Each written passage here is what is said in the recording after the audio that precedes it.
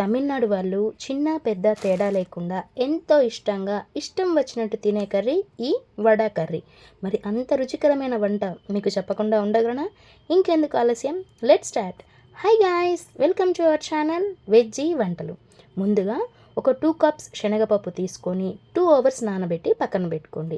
ఇప్పుడు నానినటువంటి శనగపప్పు మిక్సీ జార్లోకి తీసుకొని ఓ 4 పచ్చిమిరపకాయలు, కొంచెం సోంపు, రుచికి తగ్గ ఉప్పు వేసుకొని కొంచెం కచ్చాపచ్చాగా మిక్సీ పట్టుకోండి. ఇది అనేది మెత్తగా రాకూడదండి, కచ్చాపచ్చాగా ఉంటేనే కర్రీ అనేది చాలా బాగుంటుంది. ఇప్పుడు చూడండి, ఇలా స్ట్రక్చర్ వచ్చేలాగా మిక్సీ పట్టుకోండి.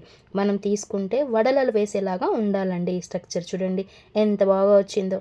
ఇది ఇప్పుడు ఒక 10 నిమిషాలు పక్కన పెట్టుకొని స్టవ్ ఆన్ చేసుకొని ప్యాన్ పెట్టుకొని డీప్ ఫ్రైకి సరిపడా ఆయిల్ వేసుకొని, ఇది ఆయిల్ వేడెక్కే లోపల మన ఛానల్ ఓపెన్ చేసి సబ్స్క్రైబ్ చేసి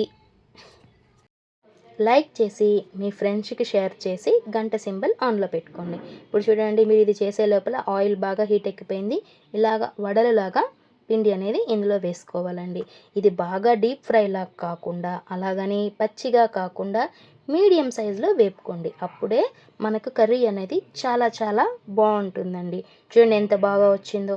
ఇప్పుడు ఇవి తీసి ఒక ప్లేట్లోకి పక్కన పెట్టుకొని చల్లారనివ్వాలి. చల్లారాక ఇలాగ చిన్న చిన్న పీసులుగా చేసి పక్కన పెట్టుకోండి.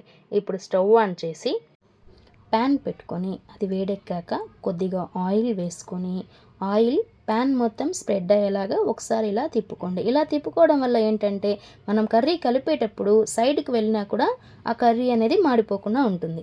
ఇది ఆయిల్ వేడెక్కాక కొంచెం శనగపప్పు, కొంచెం మినప్పప్పు, కొద్దిగా ఆవాలు, కొంచెం జీలకర్ర, చిటికెడు పసుపు వేసుకొని అవి బాగా వేగనివ్వండి. వేగితేనే టేస్ట్ అనేది బాగుంటుందండి.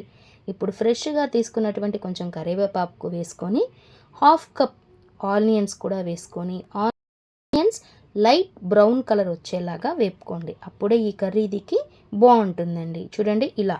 ఇప్పుడు అల్లం వెల్లుల్లి పేస్ట్ వేసుకోండి. అల్లం వెల్లుల్లి పేస్ట్ ఇష్టం లేని వాళ్ళు స్కిప్ చేసుకోవచ్చు.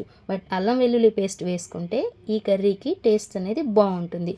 అవి కూడా కాస్త మగ్గాక ముందుగా కట్ చేసి పెట్టుకున్నటువంటి 1/2 కప్ టమాటాలు తీసుకొని వేసుకొని ఒకసారి ఇలాగా బాగా కలపండి. టమాటాస్ బాగా మగ్గాలండోయ్. మూత వేసి ఒక 2 మినిట్స్ మగ్గిన తర్వాత చూడండి, ఇలా మూత తీయగానే టమాటాస్లోకి ఆయిల్ అనేది పైకి తేలాలి. అప్పుడే కర్రీ బాగుంటుందండి. ఇప్పుడు రుచికి తగ్గ ఉప్పు, కొంచెం ధనియాల పొడి, కొద్దిగా కారపొడి వేసుకొని ఒకసారి బాగా కలుపుకోండి. ఈ కారపొడి, ఉప్పు, ధనియాల పొడి అన్నీ టమాటోస్కి, ఆనియన్స్కి పట్టాలి. చూడండి ఇలాగనమాట. ఇలా వచ్చిన తర్వాత ఇప్పుడు ముందుగా మనం పీసెస్ చేసి పెట్టుకున్నటువంటి వడలు అవి కూడా వేసి ఒకసారి బాగా కలుపుకోవాలండి. ఎందుకంటే ఈ వడలకు మనం ముందు చేసి పెట్టుకున్నటువంటి మసాలా అంతా బాగా పట్టాలి కదండి. బాగా కలుపుకున్న తర్వాత కొద్దిగా వాటర్ కూడా యాడ్ చేసుకోండి. వాటర్ వేసుకున్న తర్వాత కూడా ఒకసారి మళ్ళీ బాగా కలుపుకోవాలి. ఎందుకంటే వడలు మనం డీప్ ఫ్రై చేసాం కాబట్టి కొంచెం గట్టిగా ఉంటాయండి. ఇలా వాటర్ వేసుకున్న తర్వాత ఒకసారి కలుపుకోవడం వలన ఈ మసాలాలు, వడలు అన్నీ బాగా కలిసిపోయి మెత్తగా ఉడకాలండి. చూడండి ఇలాగనమాట. అంతేనండి, ఎంతో సింపుల్ అయినటువంటి Tamil Nadu style vada curry ready. Serving బౌల్లోకి తీసుకొని తినేయడమే తర్వాయి. ఈ వీడియో చూశాక మీకు ఎలాంటి వెరైటీ రెసిపీస్ కావాలో కామెంట్ బాక్స్లో కామెంట్ చేయడం మర్చిపోద్దండి.